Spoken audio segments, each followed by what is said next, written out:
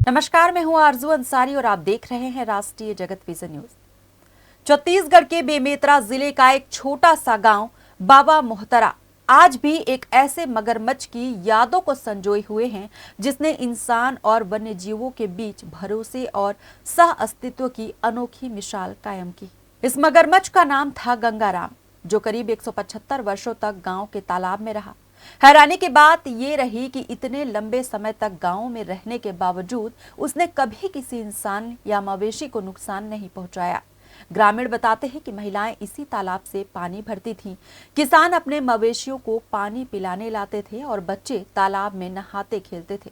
कई बार लोगों का मगरमच्छ से आमना सामना भी हुआ, लेकिन वो हमेशा खुद रास्ता बदल लेता था। इसी वजह से ग्रामीण उसे गांव का सदस्य मानने लगे और उसकी श्रद्धा से पूजा भी करने लगे।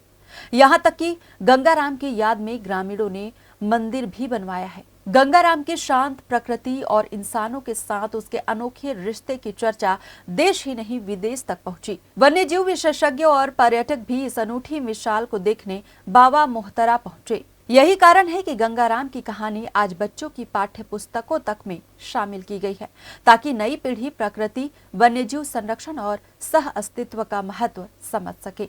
गंगाराम की मृत्यु के बाद पूरे गांव ने उसे परिवार के सदस्य की तरह सम्मान पूर्वक अंतिम विदाई दी और जुलूस निकालकर अंतिम संस्कार किया।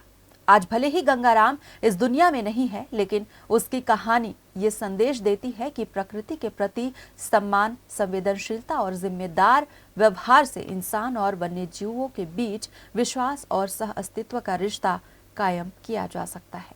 कहानी क्या है? ये गंगाराम जो है एक मगरमच्छ का नाम है और इसका नाम तालाब में जो है तालाब, उसको हम लोग गंगा माँ का रूप मानते हैं, तो उसी का बेटा स्वरूप इनका नाम गंगाराम रखा गया, क्योंकि ये कभी किसी को कुछ हानि नहीं पहुंचाए थे।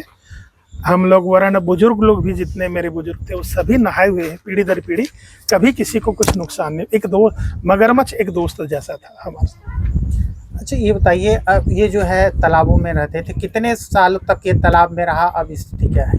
ये 4-5 पीढ़ी से देख रहे हैं, 175 साल लगभग मान सकते हैं इसको जो है, और 2019 में इनकी मृत्यु हुई, तब 175 साल लगभग हो चुका था। अब जो है इसको पाठ्य पुस्तक ने एनसीईआरटी ने एक जारी किया है कि बच्चे पढ़ेंगे, तो किस तरह से देख रहे हैं?